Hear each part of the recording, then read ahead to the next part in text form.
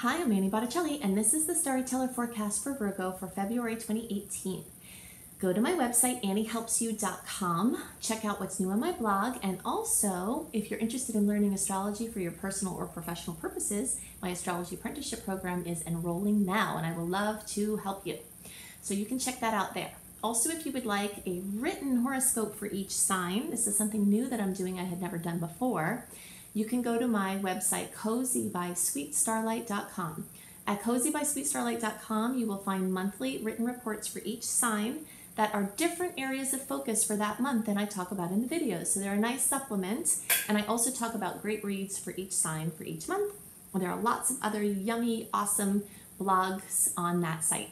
So check it out. So what's going on in the month of February? We still have eclipse, crazy new directions, things closing, coming to fruition, other things opening up. If you would like to learn more about how the lunar eclipse that occurs on January 31st may affect Virgo, check out my January report because I use that time to go into the specifics of what you might see as far as effects for that eclipse. And that eclipse is not only going to be affecting us in January, it will go through February and beyond. And you may have even seen manifestations of that in December. So that report can help you make more sense of that.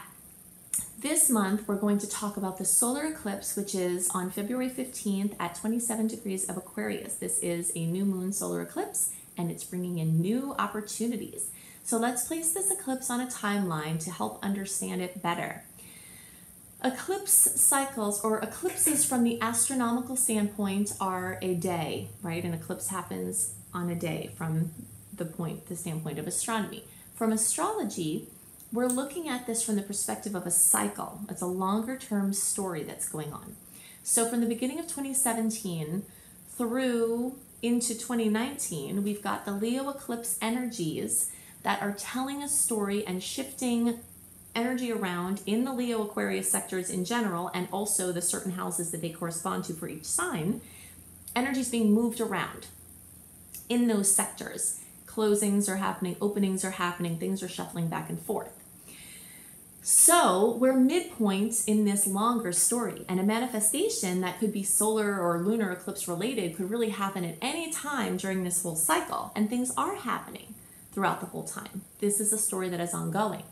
But when we get within 4 to 6 and sometimes even 8 weeks before an eclipse and after, these are hot spots within the longer cycle that it's more of a probability that active, notable eclipse-related occurrences will be brought into the obvious sector of your experience. So some eclipses are working more on a subtle level that you have to look a little bit more deeply to see the changes, but some of them are very overt. So you'll see at eclipse time, you'll notice that people around you are either going through crisis or having new opportunities or going through radical change is the tagline of the eclipses. So major transitions and crossroads occur at eclipses. So we have the closings and the openings and lots of notable events in between. So you'll either be holding space for other people, having your own major changes, or both. Virgos tend to hold space for a lot of people a lot of the time. So you might find that people that you usually help and then some will be looking for support from you at this time while you are probably amidst your own changes. So I'm calling the theme of this month for Virgos wonderful new rhythms, and that is due to early, middle, and late degree placements experiencing this eclipse in the 6th house. The birthdays, the last couple of days of Virgo, and the sign or the degrees, like if you're watching for your rising sign, the last couple of degrees, you might also have this energy manifest in the 5th house, which has to do with love and Rome, and really all of you late degree placements have more of a chance to also experience this in the 5th house. But as I talk about the 6th house manifestations, still pay attention because they're equally as likely for you. But there's just this added energy. So for you late degree placements, if your birthday is late in the sign, last 7 to 10 degrees, or if you're like 20 or 22 through 29 degrees if you're watching for your rising sign, then you could see new openings with love, romance, creativity or creative projects, children, pregnancies, babies, grandbabies, hobbies, hidden talents, fun. That sector is very ripe for you later degree placements. And for the rest of you, the energy is in the 6th house, which has to do with your daily rhythm, what you do every day. Most Virgos I know do very well with a certain rhythm, whether they're going to a job and they have someone imposing that rhythm on them, or whether they're on their own flow, in their own flow, and they set it. But Virgos do better when they have something that they do every day in a specific way. And so you might notice that there's a new rhythm that's starting to work its way through. And again, you might have started to see some of these changes happening already or over time. And it could be due to this ongoing eclipse cycle. But now there's something different, something specific where it's being brought more out into the forefront. So you might change the place that you go for coffee, the place where you go to yoga, the place where, what it is you're doing it. You might change your job. Your office might change. The people in your office might change. Maybe you have the same job, but there's turnover there. Or you become promoted. Or if you're self-employed, you have new accounts, This is bringing the energy of newness into the space of what you do every day, your rhythm, your routine. Also, thinking about the eclipse as the energy of triplicate, the new moon always brings in new opportunities. So every moon cycle, we have a burst of new energy wherever that new moon is. When we have a solar eclipse happening with that new moon, it's like the energy of new openings and triplicates. So sometimes 3 things could happen. That's saying that things happen in 3s. That's astrologically based, and this is one of the reasons here. There's another reason, but this is one of them. So you might see multiple manifestations happening. Or you might see one big thing come in, a big account, a big job change, a big something different to your routine. It's not just routine that's affected. I'm calling this wonderful new rhythms because that's an overlying theme that will be very common amongst people with these placements.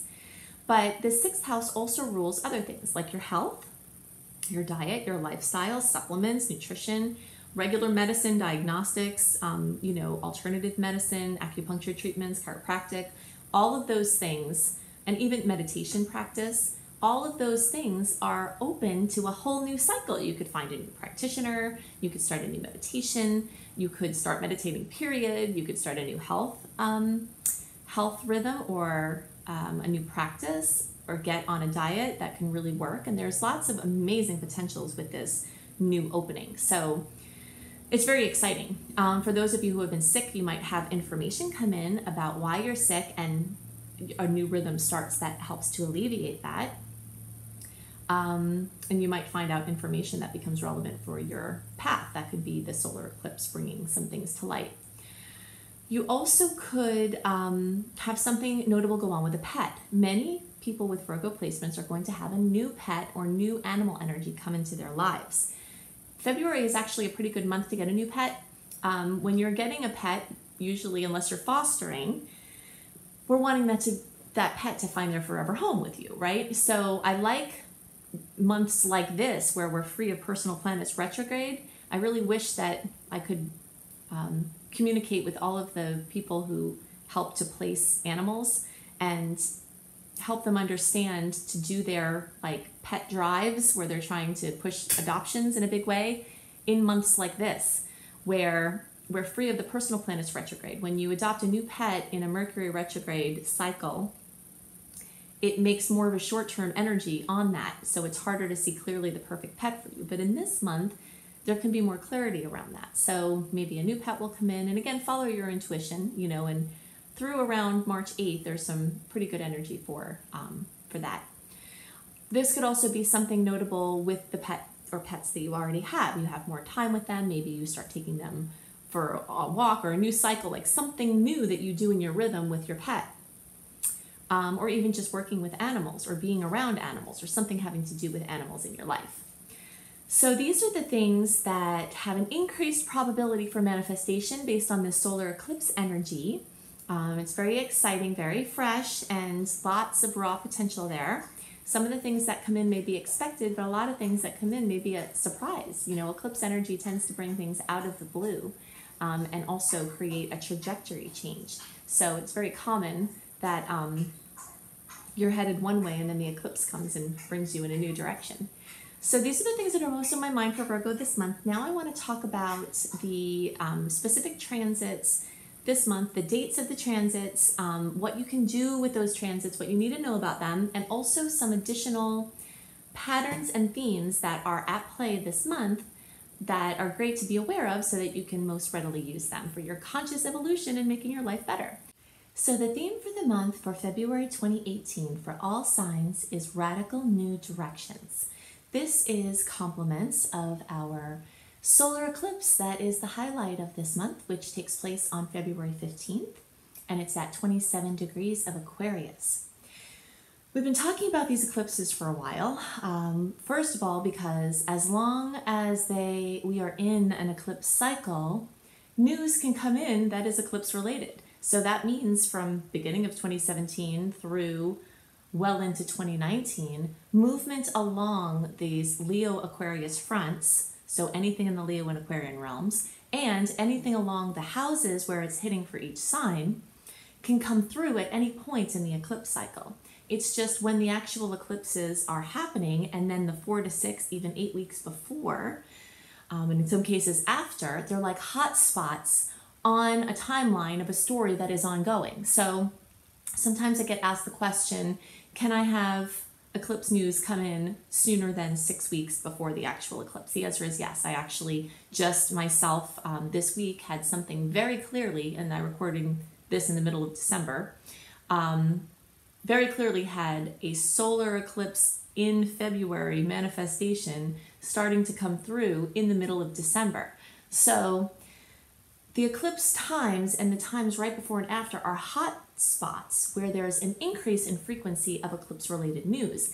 But if you look more closely, you'll see that this story that's going on is in motion behind the scenes to some degree for the whole time of the eclipse cycle. So, radical new directions for this period of time. We have major trajectory changes as a common outcome of eclipses. So we're remembering that an eclipse as an astronomical event takes place on one day. An eclipse as an astrological event is an ongoing cycle of a story. So we're looking for hot spots or major news or things to come through around eclipse time because the frequency and the probability is increased. So that's why around this period of time, you'll be likely having the effects of the solar eclipse. So the lunar eclipse that happened at the end of January, we're still very much in a hot spot for that. So closings, endings, completions, things coming to fruition in a big way that you've been working on.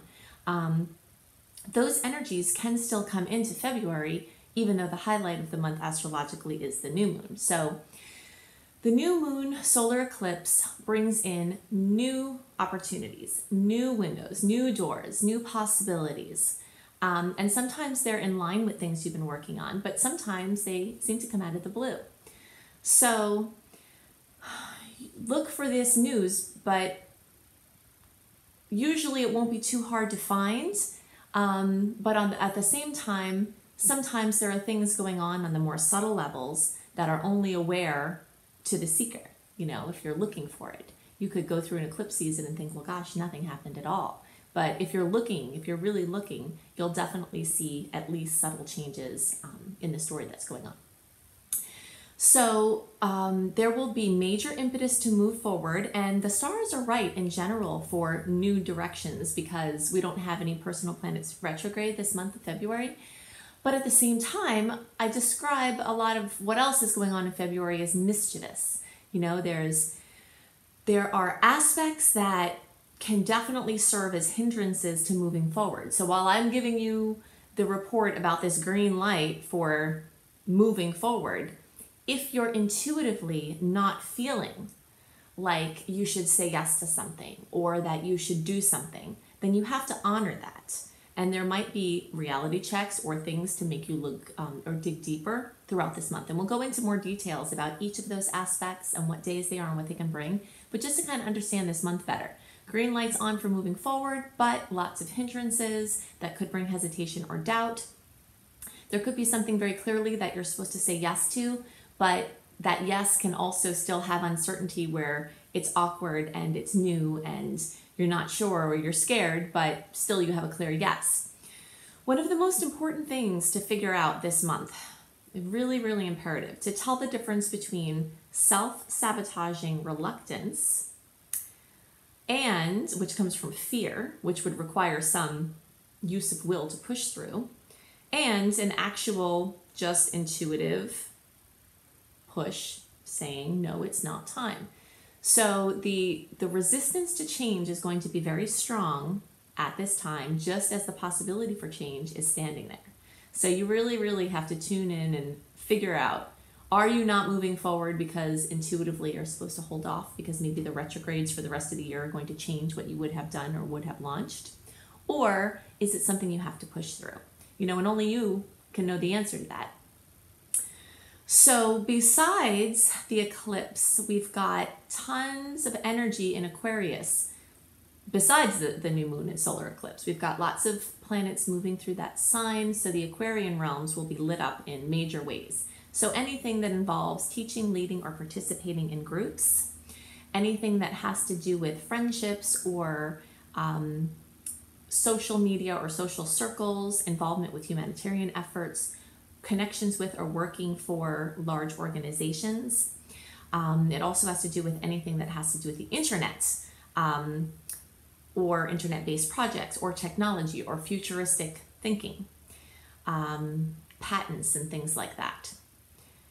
You could see a lot of activity in your friend realm, you know, friends coming in, friends leaving, drama with friends, opportunities with friends, networking possibilities. Whenever the planets are in Aquarius, it's usually a pretty good time to be networking in some way. So just feel into how that could be appropriate for you. So towards the end of the month, we've got the planets starting to move into Pisces, and that brings a totally different feel. This is the Pisces rules the domain of the intuitive, of the introspective, of the artistic, of the abstract, of the romantic, of the poetic. So we move at some point in the month, about 3/4 of the way through, it starts to get more leaning towards the Pisces energy, but we move from this mental air sign of Aquarius and air energy of thinking to feeling. So I'm going to talk about the individual transits, the dates that they're going to happen, and things that I think are important for you to know to best utilize them. If you'd like a written report of what I'm explaining here in this general transit, then you can sign up for my free email newsletter at anniehelpsyou.com.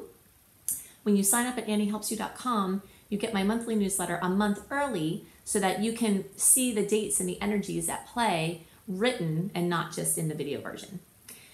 So on February 3rd, we have Mercury in Aquarius making a 60-degree angle to Mars in Sagittarius. This is a very favorable angle. So the good vibes are easy flowing now as these two very easygoing signs are getting together in a great aspect. So this is a great time for dreaming big and expressing ideas in a big way. At the same time, and you can see what I mean about this mischievousness, in January, if you're watching this early, then you can understand what I'm talking about from being in the energy of January. But January has a lot of green lights to move forward with less of the mischievous hindrances. February has lots of green lights and energy for going forward, but at the same time, it has these hindrances that I talked about. And here's a good example of this. So on February 3rd through the 4th, we have Venus in Aquarius making a square to Jupiter in Scorpio. We have 3 squares with personal planets to Jupiter this month, and that is part of what's making this theme where Jupiter's trying to expand something, but the square formation is causing a block or causing something to push through or causing questions or causing stopping. So freedom and commitment may come into conflict at this time. The aspect can also bring challenges to love, money, or expression. And it is important to note, though, that even though it will show up, these blocks will show up, they're also with Jupiter, and Jupiter is known as the Great Benefic. So any difficult angle to this planet tends to be softer than the difficult angles to other planets. So we have that going for us this month.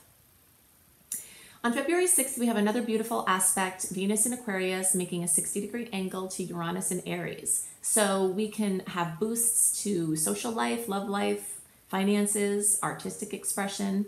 This is a great aspect for making money decisions or launching something new in business or love. So whenever we've got, kind of these thumbs up, thumbs down energies that are rolling around each other as they tend to be, you sort of just have to feel your way through it, because I give you the date of February 6th that this aspect is happening, but you could feel this aspect and a green light days before or even after, because the expression of the aspect doesn't just happen on that day for most of these aspects. So, you just kind of have to know what's going on and then feel your way around and look for your own intuitive push for your striking points. On February 10th, we have a second square with Jupiter. The Sun in Aquarius is squaring Jupiter in Scorpio. So this comes with a tendency to overdo. So here I am telling you, try to get everything you can done this month, right? Because the wall of retrogrades starting March 8th is going to descend upon us very quickly. So yes, it's true. We do want to do a lot this month. And yes, it's true that a transit like this could cause us to overdo and become tired or become frazzled. So it can also cause us to overpromise. So definitely look out around this time for the opportunity to be conservative with your commitments, because you may be trying big, but if you scale down what you promise compared to what you're intending, then you won't have the stress of trying to pull through something that might not ever get up to the level that you promised. Something else important that I want to note that's happening in March but is relevant for now is that on that same day that our personal planet retrograde absence stops, so basically we are free from personal planets being retrograde and their shadow periods until March 8th. Then we start to descend into Mercury retrograde, then we'll go into Mars retrograde, then we'll go into Mercury retrograde, then we'll go into Venus retrograde. But on March 8th, Jupiter also goes retrograde. And Jupiter is our green light planet. It's our go, go, go, expansion, optimism planet. So even though this is extra relevant for Sagittarius, it's relevant for everybody trying to do anything. So this is another reason, if you feel if the intuition feels on board for pushing forward this month, to really just push through and do extra work this month, because you want to get your projects out before Jupiter goes retrograde. And it will be retrograde for several, like 3 to 4 months. So February 13th, there is our third square to Jupiter, and this is in the form of Mercury and Aquarius making a square to Jupiter. So these energies combined can bring difficulty in concentration, which is even more challenging because this is a time when Mercury is squaring Jupiter. It's a time when the universe is asking you to pay more attention to the details that are involved in your big vision projects. So just at the time that you have to pay more attention to the details, you have a challenge in concentrating on the details. So it would be a good time to enlist some help with people who are really good at that, or just some extra eyes to support you. This can also come with a tendency to overestimate your capacity to follow through with something you're promising. So you can see this trend whenever anything is squaring Jupiter, there is a tendency to overpromise. On the same day, February 13th, and you notice that all of this is going on around the Valentine's Day time, we have a mitigating, awesome transit with the Sun in Aquarius making a very favorable angle to Uranus. So there is a little bit of dicey energy around Valentine's Day, but there is also some very supportive energy around Valentine's Day. So this Sun aspect with Uranus can bring progressive solutions. It can also bring internet-based projects and community-minding plans to move forward. Group or team focus expands in a wonderful way. If you're looking for a time to try to, pop the question, I still think that there's a lot of good energy around this time, and this aspect can be very supportive because Uranus is future thinking, and of course when you're getting married or trying to move forward on any project, we're thinking about the future. So there is lots of good energy around moving forward. Just kind of feel your way through it. And if you're planning to pop the question and it doesn't feel right, then give it a day or something. You might feel the energies even after a couple of hours shift. So just feel your way through this. On February 15th, we also have the new moon in Aquarius, and this is an amazing energy for new things. It's also the solar eclipse. In general, I try to space things away from the exact day of the solar eclipse, which is on the 15th, because that carries a specific intensity with it. But you'll see radical new directions opening up from this eclipse. And this magical aspect also has additional support from the planets, because Mercury is making a 60-degree angle to Uranus, and it can enhance communication and expression, and also find futuristic resolutions, as we just discussed. It also can bring positive outcomes from, so basically a solution for an old problem, something that's been going on for a while. You can figure out a solution for that, or the odds are more likely. Also, Venus in Pisces is making a nice angle to Saturn in Sag, and this can help bring abstract ideas into form in wonderful ways. So there's a massive amount of energy around this new moon that is really supportive for moving forward. On February 17th, we also have the Sun in Aquarius making a conjunction to Mercury in Aquarius. So your mental powers will expand at this time. The capacity to intellectualize, to brainstorm, and again, community-based projects, internet projects, anything Aquarian related can get a boost, social media, etc. On February 21st, you can see these energies are very quickly moving into this feeling energy. Venus in Pisces is making a conjunction to Neptune in Pisces. So boundaries can tend to blur during this transit, for better and worse. Romance can flourish at this time. Emotional spending is more likely, but it can be worthwhile if you're clear enough, if you feel clear enough to make good decisions. You could get some things that really add to the beauty and emotional substance of your life. And by the way, this whole month is really great in general for making important purchases. If you feel your way through and it feels like it's the right move for you, phones, cars, making decisions, starting programs, launching anything. This is one of the best months of the year for pushing things forward in a big way. So you definitely want to take advantage of that. Something else that is great at this transit on the 21st with Venus and Neptune is it's wonderful for artists and art-related projects. So on the 25th, we have Venus in Pisces squaring Mars in Sag. So this can be a little bit of a bummer. Emotional longing may be met with emotionless and detached reflections, okay, which doesn't usually feel good. But this is a really good time to remember that the only constant that we can trust is our connection with spirit, and not the fickleness of the material realms. So when we have a transit like this that can be a little bit disappointing or a little bit confusing, it serves to fuel our spiritual work in the way that whenever we put our dependence of happiness in something outside of ourselves in an ever-changing world, we're on a planet that's moving, that's spinning, but it's also moving, and then it's also moving within that moving, and then it's in a solar system that's moving, in a universe that's moving, everything is moving. So the only thing that's constant is our connection to spirit, that all that is. And this is an amazing transit to reiterate that into our being and to be able to find happiness beyond what our circumstances are. At this same time, we have Mercury in Pisces making a conjunction with Neptune. So this combination can be amazing for romance and emotional connections. Alternatively, and especially because of the square that is also happening this day, it can cause confusion or deception. So just again, tune in and trust your gut feelings in deeper ways. On the same day, the 25th, this is a very powerful time in the cosmos, lots going on. We've got the Sun in Pisces making a beautiful aspect to Saturn in Capricorn, which is a great time for abstract ideas taking shape beautifully and rough edges being softened with great outcomes. Whenever we have energies of water and energies of earth coming together in a beautiful aspect, it gives us the opportunity to blend art and function. On the 27th, we have an awesome aspect with Venus in Pisces making a 60-degree angle to Pluto in Capricorn. I want to take a second now to note, you've noticed I've said 60-degree angle quite a few times in this report. That means that there is a strong story of this 60-degree angle. And 60-degree angles are positive, supportive aspects, but they usually involve you having to take action on something.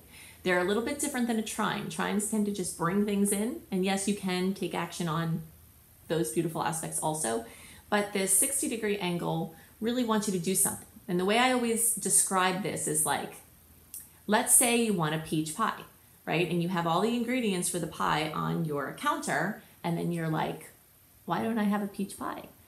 Everything is there, right? Well, you have to use the ingredients to make the pie. So you might have to do something active with these 60-degree angles to be able to get the better aspect, but they're full of opportunities. So on the 27th, we've got this Venus in Pisces, 60-degree angle to Pluto in Capricorn. So again, you see this theme of artistic flow, receiving great support, tangible support, material support. Look for ways to bring intuition and practicality together.